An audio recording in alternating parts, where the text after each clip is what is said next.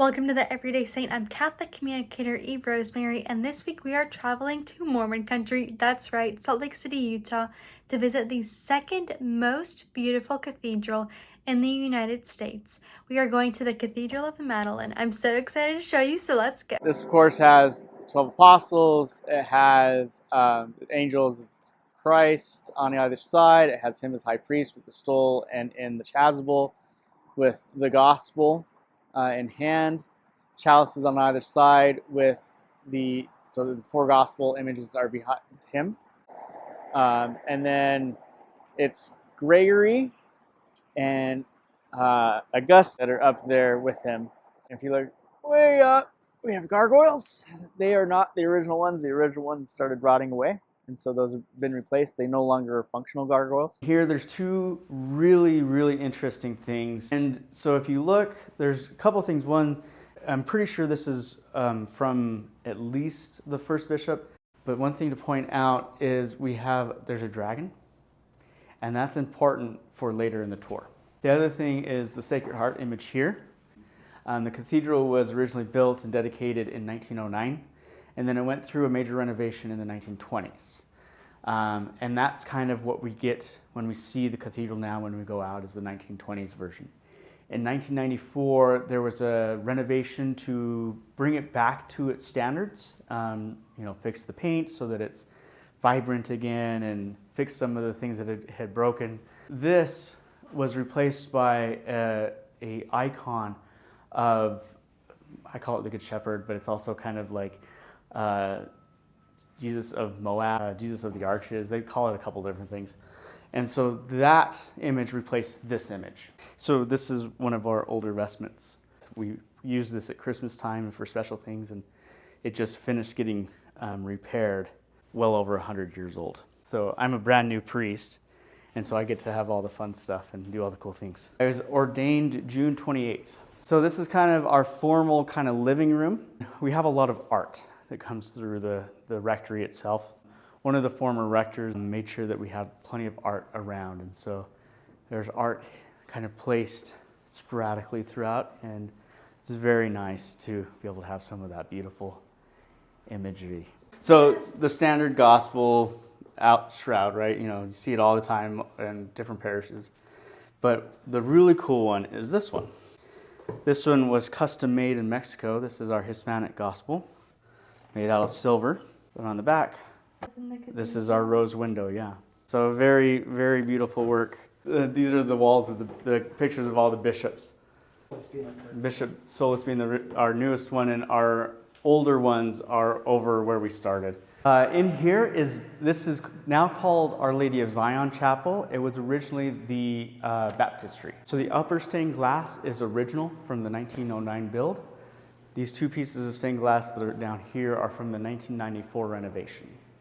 The Mary Magdalene here, that's an original. It's artists that people come from all around the world to come and see that piece. In the few months that I've been here, I've met a dozen people who have come from outside of the United States just to see that image. The cathedral itself was originally built in 1909. The cornerstone says 1900, so that's when they started building it. It took them a number of years to do so. When it was originally built, it was much more plain, much more white in color, much more kind of mint greenish in color. And in the 1920s, the second bishop said, we need more. We need a lot more. And so he shut the cathedral down and did a major renovation. If you look at the kind of the banding around the pillars and around the glass, those are all nods to the Native American culture. Southwestern culture comes in the grays and the tans, and the greens and all of that. Those are all from Southwest type inspiration. This was added in 1994, the new baptismal font. It's made out of Carrara onyx. In a survey that came out, probably was about 6 years ago now or so, we were listed as the second most beautiful cathedral in the country. Normally I don't always point out all the cool hidden things, but I'm going to point out some of the cool hidden things as we go. We have stained glass windows that go around. They're of the Rosary, joyful and glorious mysteries. But in this panel here, if you look up towards the top, there's an image of Mary with a unicorn. The cool thing, so we've got turtles holding up our candle. I know they symbolize something with creation. This is one of my favorite things to do when people have not been in here yet. Okay. So before we get to my favorite thing, I want you to look at the floors. We just finished a 3-year renovation of the floors. We didn't know these medallions were here anymore. It was so dark. The foot traffic, the wax hadn't been cleaned for years. So they spent 3 years so that we had the fresh, clean floors. Now, turn and look up. The organ was installed in the 1994 renovation. It is built in the old style. It's could have been electronic, but they did not do electronic. It is all done by mechanics. Okay. So each key has a string attached to it, and it sounds amazing. St. Lucy, patron saint of musician and organist, with the angels, choirs of angels with instruments playing along with. And of course the organ was built around it, which not everybody does, but we did. Our organ is built with full pipes, no half pipes, like many modern organs are built with. And so if you look on our left side, you'll start seeing in the corners big pipes that kind of are tucked away. Those are full-length pipes. And so when we get the bass going, it's the full bass. And so the whole building actually moves. The Stations of the Cross, these are not the original Stations of the Cross. They were replaced in the 94 renovation. And again, kind of the continuation of the nod to our Native American brothers and sisters who are here. They depict Christ as well as the other people within it, much more with Native American kind of characteristics. One, we have St. Peter and St. Paul. Remember the time that this was built? This was built in the 1900s. Relations between religious groups were a little bit different than what they are now, right? We get along very well. The words, "Thou art Peter, and upon this rock I will build my church, and the gates of hell shall not prevail against it," as well as on the other side with Paul, "Though we or an angel from heaven preach a gospel to you besides that which we have preached to you, let him be anathema." Of course, being in Utah, you know who they were written towards. We're friends, okay? But it shows the time, but it shows also, you know, we can work together. As well as one other kind of fun nod towards our Church of Jesus Christ of Latter-day Saint brothers and sisters is you'll notice there's a lot of angels in here. So they don't believe that angels have wings. When they built this, they wanted to remind everybody that angels have wings. And so every place you look, there's angels. So our side altars, of course, our image of Our Lady of Guadalupe. We have a very good sized Hispanic population. The image of the Good Shepherd, that was written by Brother Claude Lane. I know that because I went to seminary where he is, so at Mount Angel up in Oregon. He's the iconist up there, and he did that piece. Stained glass is another piece of the rosary. One, I love giving people this perspective because not everybody gets this perspective. But me as a priest, I get to look out and see this, and the cathedral was built very symmetrically. It's just an amazing thing to be able to see, to look back through the aisle, the medallions, to the Paschal candle, up through the organ, into the stained glass, to the ceiling, and it comes all the way up to, if you look right to the top, a star. When I'm celebrating the Eucharist, there's times where I'll start kind of looking up. It's just drawn up. It just draws your eyes up. It's so beautiful to do.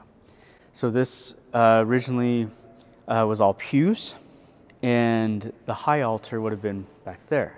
To bring it in two standards with the Vatican II, we removed the high altar and built this altar. Originally in the 70s, they built just a temporary altar. It was sitting about where the bishop's chair was, from what the photos kind of look like. And then in 1992, they shut the church down again for 2 years and built this. They rotated the pews 90 degrees, so away from facing the side altars and facing the main altar. Now you remember the dragon that I told you about? Yes. These are our main candles, or altar candles. And so there's dragons on the top as well as dragons on the feet. Biblically, there's dragons within Scripture, right? Especially through Revelations. So of course the bishop's chair. On it are 2 different Franciscans. Their names are Anaizo Dominguez and Silvestre Escalante. The Franciscans were the original Catholics that kind of came into Utah. They came into southern Utah. They were down in St. George area. One of the cool inner workings of the LDS Church and the Catholic Church, showing that we get along really well, they needed a place to celebrate Mass. Not them, but they're the Catholics. They were able to use the church, the LDS Church down there, celebrate the first Mass. This is another point to also kind of stop and take a look at Eve. Eve, of course, has the leopard skin kind of print clothes on. If you look at her big toe, looks like it might have been added. So she now has 6 toes. So on the right-hand side, though, that's an homage to Old Testament. Yes. And on the left-hand side is New Testament. New Testament, Joan of Arc and other saints. And then you have Saint Charles Borromeo there on the far left, and then Saint Lucy again with the pipe organ, and then a number of other saints. Or what you may not realize, we've only have 2 of the rosaries, mysteries. We don't have a third. The third used to be here. Bishop Glass said, "I want art." So they removed the stained glass. And it would have been the Sorrowful Mysteries. This is our Blessed Sacrament Chapel. Of course, the tabernacle is here. Beautiful. We have a number of relics there on the right-hand side. You notice that we have 2 kind of guys' faces.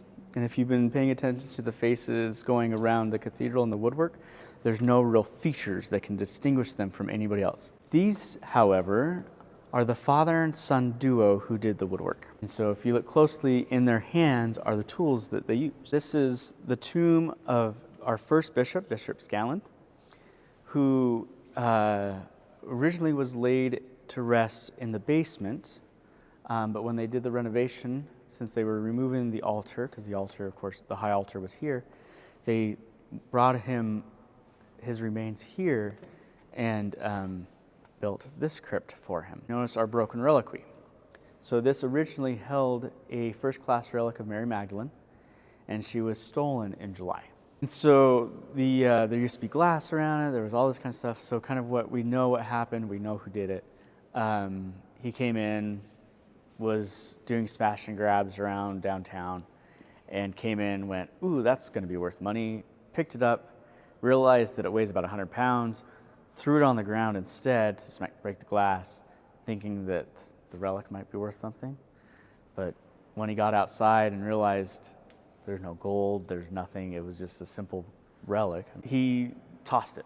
My kind of thing is I go, she came from a dark and smelly place, and so she's kind of gone back, and she was able to pray for a lot of people there in that dark and smelly place, and now, being in a dark and smelly place again, she's praying for all of us as well still.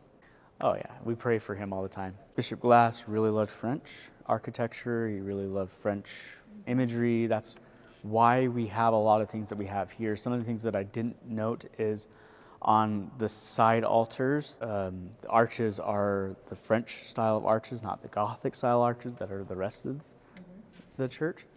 A lot of the imagery is pulled from French artistry, as well as our name was changed. Right. The stained glass that remains in this area was added, of course, after. It was added in, I think it was like 1918, 1919, somewhere in there, when they started the renovation.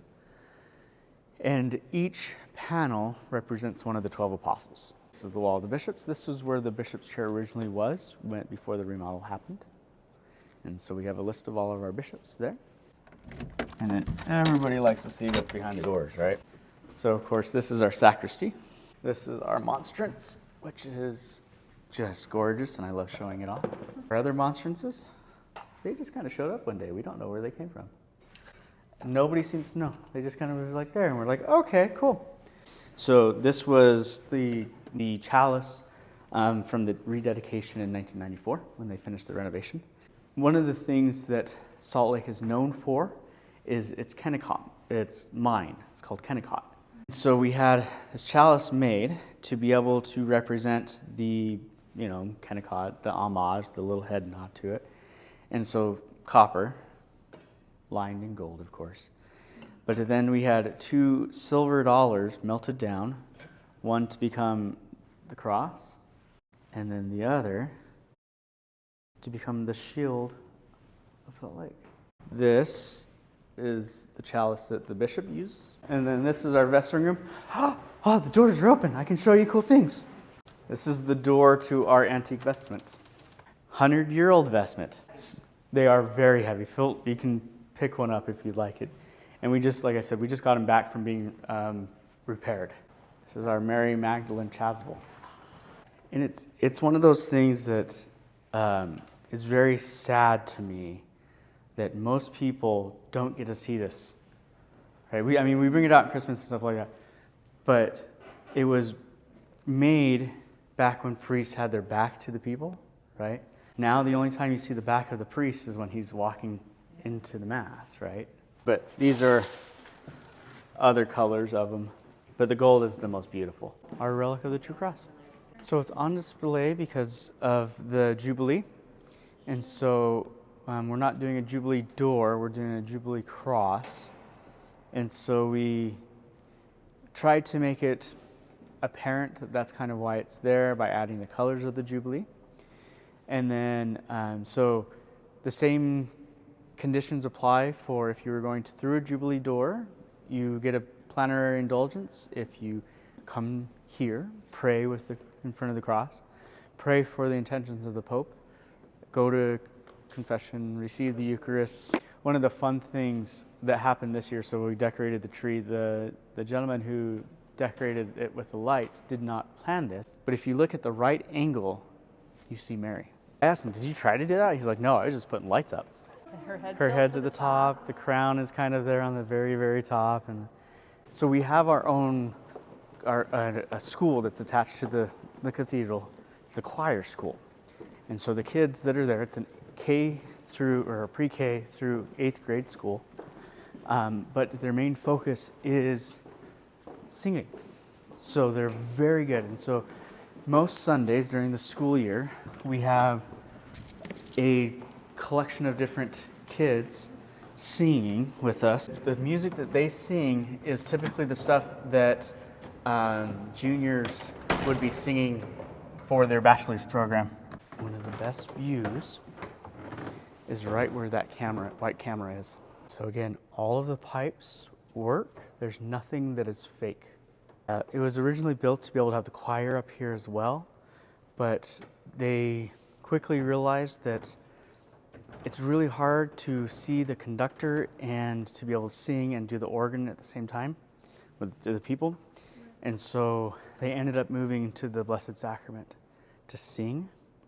And so all the choir goes there instead. And then the organist with a camera can see the conductor down there. Then over here on this side, you can see the bank of pipes that are all the base. And there were a few that have broken over the years. And so this is the remnants of them. It's kind of a little graveyard. Underneath the floor through all here is all the strings that run to each bank of pipes. And so if you look really closely, you can see behind the beautiful pipes that are outside that do work. You can see the inner workings of the actual pipes that do most of the heavy work.